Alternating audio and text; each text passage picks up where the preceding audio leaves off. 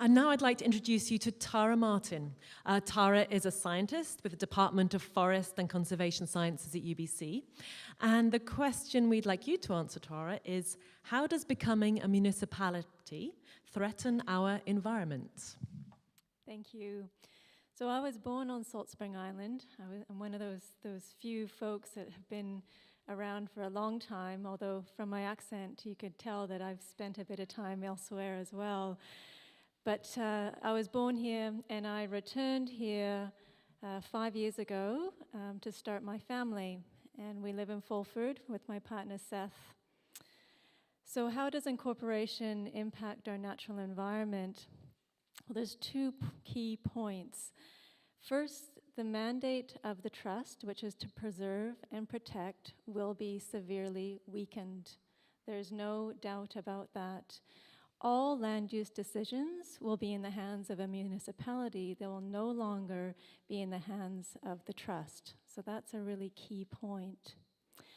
The second point is that if we decide to incorporate all of the services that we currently enjoy, we will have to pay for those. So there's going to be an incredibly large shortfall in funding if we go down that route.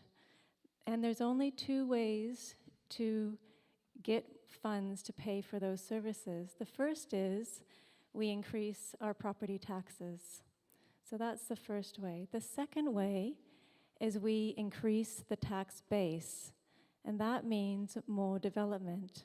So even if Greg and I were elected to the mayor and council, we would have no choice but to increase property taxes and increase development because we have an enormous financial burden to deal with.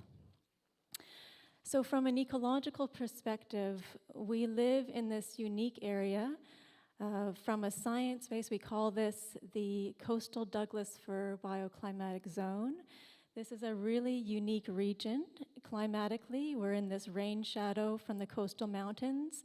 And because of that, we've got a lot of unique plants and animals that only occur in this region, nowhere else in Canada. This region encompasses the southern Vancouver Island and the Gulf Islands. This region, this coastal Douglas Fir bioclimatic zone, is also the most threatened bioclimatic zone in all of BC. We've already lost 60% of this climatic zone. Within that one ecosystem that most of you might be familiar with are Garry Oak ecosystems.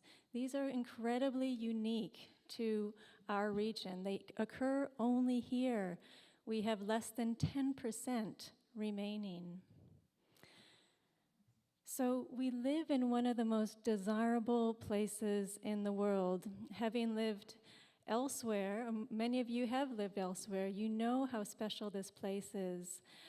My family in Australia, which was where I've spent a large part of my life, lived in a small community called Ballina in northern New South Wales. When I was a kid, say around 5 years old, that community was 2,000 people, similar to what the population of Salt Spring was when I was born. It's now 50,000 people. It's vastly different. Over the last 20 years, when I would come home to visit my mom on Salt Spring, who's been here for close to 50 years now, I would marvel at how little things had changed here compared to elsewhere in the world.